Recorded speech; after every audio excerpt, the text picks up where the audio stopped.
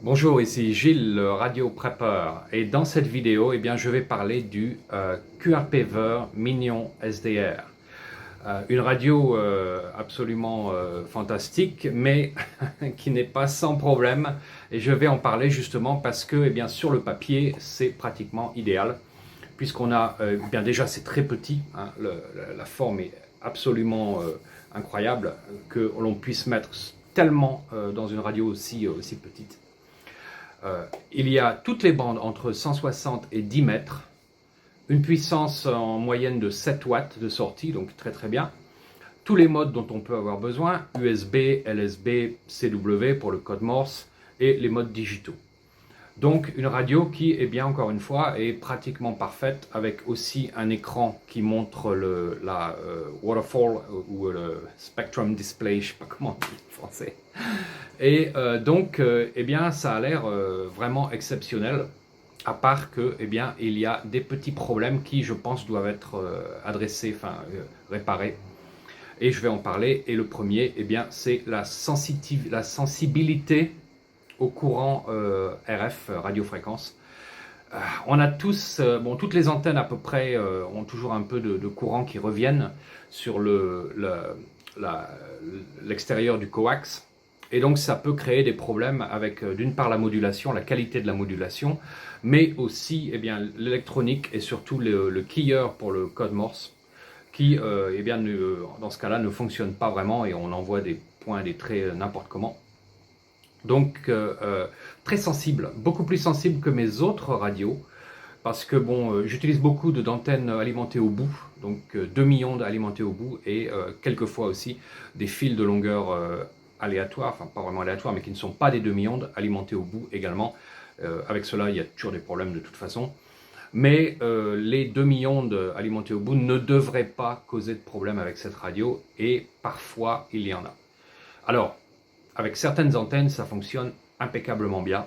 Par exemple, la loupe magnétique que j'ai derrière moi, aucun problème, aucun souci, pas besoin d'utiliser une choke et ça fonctionne très bien sur 20 mètres par exemple, impeccable. Mais avec d'autres antennes, quelquefois, ça ne marche pas. Voilà. On est obligé d'utiliser une choke, donc alors faite avec un toroïde ou du coax enroulé en boucle, plusieurs tours. 5-6 tours sans doute, le problème c'est que si on a une radio qui est aussi petite, si on doit brancher en plus une choke dans une boîte derrière ou utiliser ou enrouler du coax, c'est pas vraiment la peine d'avoir une radio aussi petite à ce moment-là, puisque ce qu'on cherche quand même c'est l'encombrement minimal. Donc voilà, un problème qui doit vraiment être résolu, je pense, parce que c'est vraiment embêtant. Parce que quelquefois, on n'a pas toujours plusieurs antennes avec soi et on croit que ça va fonctionner et boum, ça ne marche pas.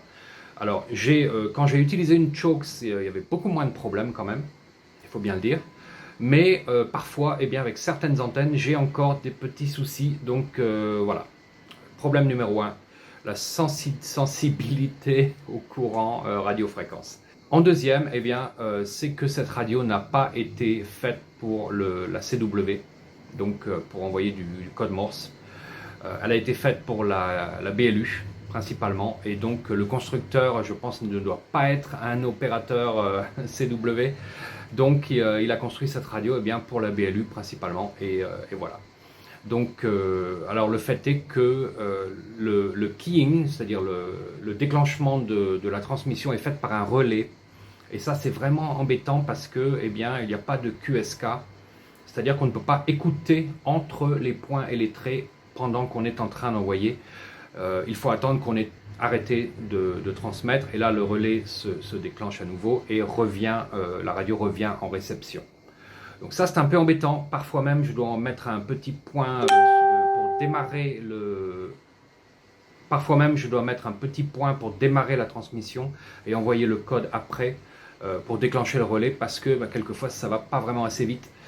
Donc voilà, c'est assez embêtant. Pour quelqu'un qui ne fait pas beaucoup de CW, pas de problème. Évidemment, occasionnellement, ça marche très bien. Mais pour quelqu'un qui aime beaucoup le code Morse comme moi, à la fin, c'est quand même assez embêtant. Donc voilà, une radio à ne pas acheter si vous êtes un invétéré de la CW comme moi. Mais bon, je le savais, hein, je savais que c'était une radio que j'allais utiliser principalement pour la BLU et les modes digitaux. Je ne l'ai pas acheté pour la CW parce que sinon, eh bien, je ne l'aurais pas acheté. Point. J'ai beaucoup d'autres radios pour la CW. Mais voilà, bon, c'est une radio qui est principalement pour la BLU et les modes digitaux. Troisième petit problème, et le dernier, parce que quand je dis qu'il y a des problèmes, il n'y en a pas beaucoup, il y en a trois dans mon opinion, et c'est qu'il n'y a pas de Vox. Voilà, le Vox, c'est un système qui déclenche la transmission quand il y a un bruit qui arrive du micro ou sur la ligne line-in pour les modes digitaux. Et c'est bien pour les modes digitaux que ça pose problème, parce que le cat control, sur le contrôle de la radio par ordinateur, eh bien, parfois fonctionne, parfois ne fonctionne pas trop bien. C'est vraiment embêtant à mettre tous les settings, voilà, de configurer les applications. Donc, pour moi, ça pose problème. Voilà, je l'ai utilisé avec succès avec FLDJ, mais JS8, j'ai eu des problèmes, JS8 Core, parce que eh bien, la librairie qu'ils utilisent, Hamlib, pour le contrôle de la radio, eh bien, ne fonctionne pas très bien avec le modèle, donc le TS440, je crois, enfin je ne sais plus, mais ne fonctionne pas très bien avec le modèle qui est préconisé d'utiliser pour cette radio. S'il y avait un Vox, pas de problème, ça marcherait impeccablement bien, puisque eh bien, à chaque fois que l'ordinateur enverrait un son dans la carte son, eh bien, la radio se déclencherait avec le Vox et aucun souci, pas besoin d'utiliser le cat control. Mais dans le cas présent, eh bien, ça n'est pas le cas et on n'a pas de Vox. Pourtant, je pense que ce serait facile à installer. Peut-être même simplement le firmware update, quoi, la mise à jour du firmware. Mais bon, ça manque quand même cruellement, je pense. Mais à part ça, évidemment, eh bien, oui, formidable. Je ne regrette pas de l'avoir acheté, cette radio, bien que là, elle ne marche plus, parce qu'elle a reçu de l'eau de mer quand j'étais en bateau. Donc voilà, le problème c'est que l'affichage ne marche plus, donc je dois la démonter maintenant et voir si je peux essayer de la réparer. Mais ça, c'est pas la faute de la radio, hein, évidemment. C'est ma faute à moi. Pour ne pas l'avoir mis dans un container absolument waterproof, donc étanche. Voilà. Bien, c'est à peu près tout. Hein. C'est à peu près tout. Je crois que je suis vraiment curieux de voir ce qui va se passer avec cette radio, si le constructeur va réparer ces problèmes. Parce que vraiment, ça vaut le coup. Ça vaudrait le coup. Si cette radio avait ces trois problèmes résolus, là pour moi ce serait pratiquement parfait. Mais pour l'instant, il y a encore ces choses-là à réparer. Alors, Yuri, s'il te plaît, mets-toi au travail et répare ces trois problèmes parce que c'est une radio exceptionnelle, il faut bien le dire.